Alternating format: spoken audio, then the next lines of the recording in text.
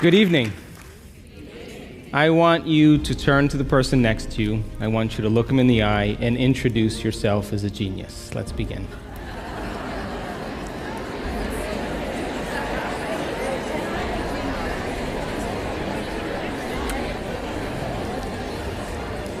Now, geniuses, so happy to be with you this evening. I have a few questions for you before we begin. How many people in this audience actually believe in the idea that the way you think has some effect on your life? That your thoughts create your life? You believe that, yes? So how many people here actually woke up this morning and consciously created a future?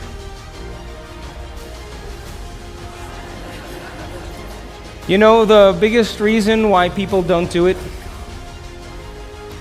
is because you don't really believe it's true. You see, if you knew on a gut level that it was absolutely true, would you ever miss a day? Come on. And would you ever let any thought slip by your awareness that you didn't want to experience? So your brain, according to neuroscience, is organized to reflect everything you know in your life. Your brain is a record of your environment. It's a record, an artifact of your past. So if you believe this, then does your environment control your thinking, or does your thinking control your environment? So if you wake up in the morning and you get out of bed on the same exact side as you did the day before, you shut the alarm clock off with the same finger, you slip into your favorite slippers, you shuffle into the bathroom and you use the toilet like you always do, then you walk over to the mirror and you look at yourself to remember who you are, then you get into the shower and you wash yourself in the same routine way, then you groom yourself to look like everybody expects you to look, then you go downstairs and you drink coffee out of your favorite mug. Then you drive to work the same way as you did the day before. You see the same people that push the same emotional buttons. You do the exact thing that you know how to do and you memorize and can do so well that you're an expert at. Then you hurry up and rush home so you can hurry up and check your emails, so you could hurry up and go to bed, so you can hurry up and do it all over again. Now, here's my question. Did your brain change at all that day? We could say that you are thinking the same thoughts, performing the same actions, that create the same experiences, that produce the same emotions, but secretly expecting something to change in your life. Would you agree? So then, as the environment turns on different circuits in your brain, you begin to think equal to your environment.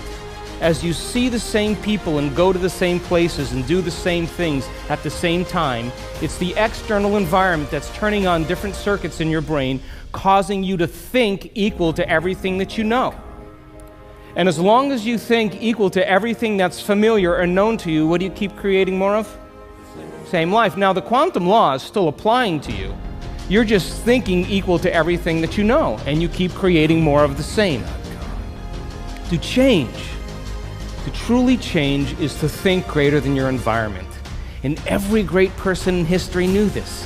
Whether it was William Wallace or Mahatma Gandhi or Martin Luther King or Queen Elizabeth I or Joan of Arc, they all had a vision.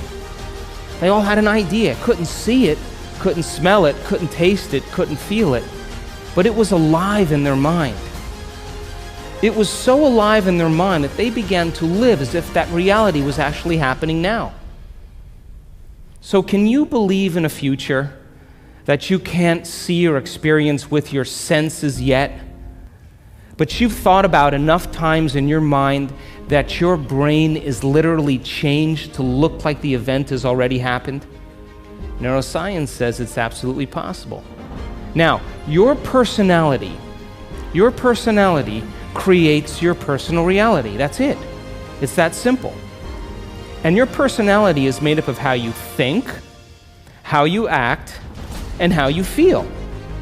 So the present personality who's sitting here today, you, has created the present personal reality called your life. Would you agree? Would you also agree then, if you wanted to create a new personal reality, that on a fundamental level you would have to change the thoughts that you are thinking, the behaviors and habits that you're demonstrating, and the emotions that you've memorized that's become part of your identity? And most people try to create a new personal reality as the same personality, and it never works. We have to become somebody else. So then, as you keep thinking the same thoughts, performing the same actions, and living by the same experiences that produce the same emotions, there's a principle in neuroscience that says nerve cells that fire together wire together.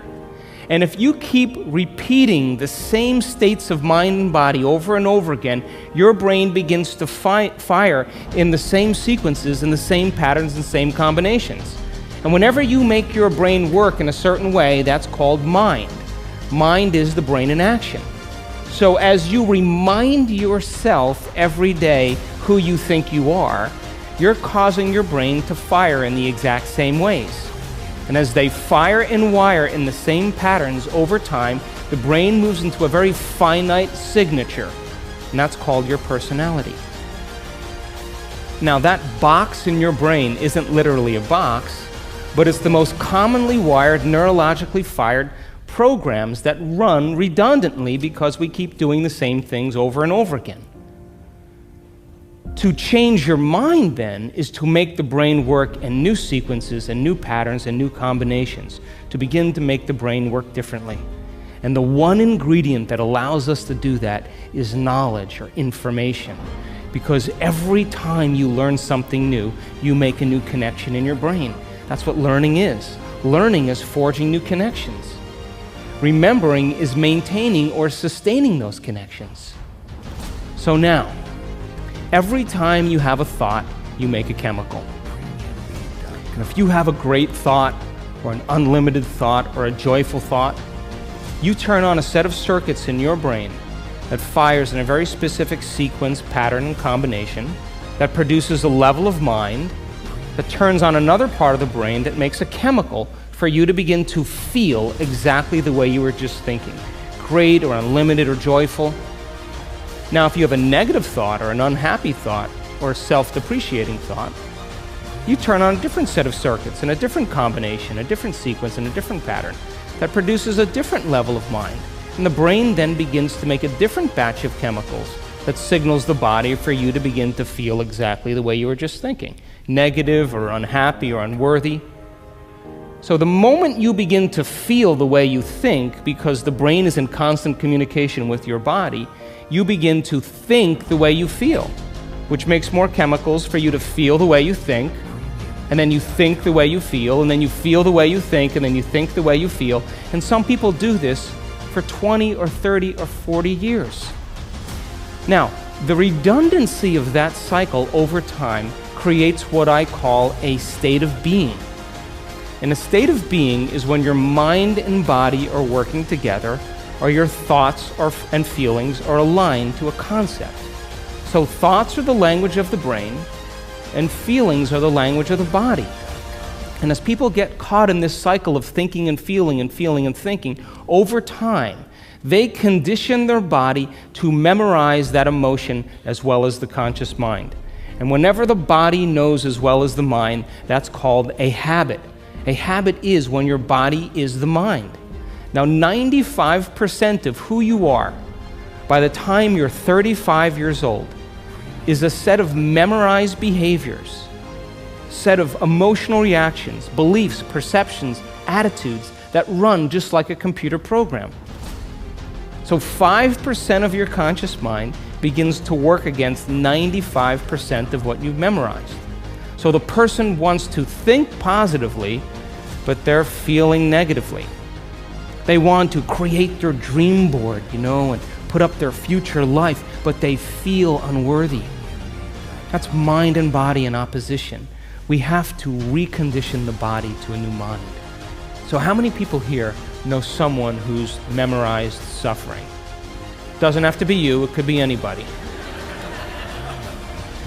And you say to that person, hey, did you read the book I gave you? What do they say? No. Did you see the DVD I gave you? Oh, no. Hey, listen, we're going to go out to dinner. We're going to go see some stand-up comedy. We're going to go for a walk along the water. You want to come? No. What are they saying? I'm insisting on this neurochemical order that no person, no thing, no experience can move us from it. And we have these three brains to allow us to move into a new state of being. And the quantum field, universal mind, whatever you want to call it, responds to who you're being. Not what you're thinking, not what you're feeling, but the combination of how you're thinking and how you're feeling, called a state of being. Now, most people wait for what? Crisis or trauma or disease or loss or diagnosis to really want to change. They wait to the point where the ego is brought to such a low level that they cannot go on business as usual any longer. That's when we begin to look at how we're thinking or what we believe or how we act or our attitude or what emotions we're living by. And my message is, why wait? We can learn and change in a state of pain and suffering, which tends to be the human model, or we can learn and change in a state of joy and inspiration. Now, you want to learn the hardest part about all of this? You ready? The hardest part of all of this. The hardest part of all of this is making the time to do it. That's it. That's it. Making time for your precious self.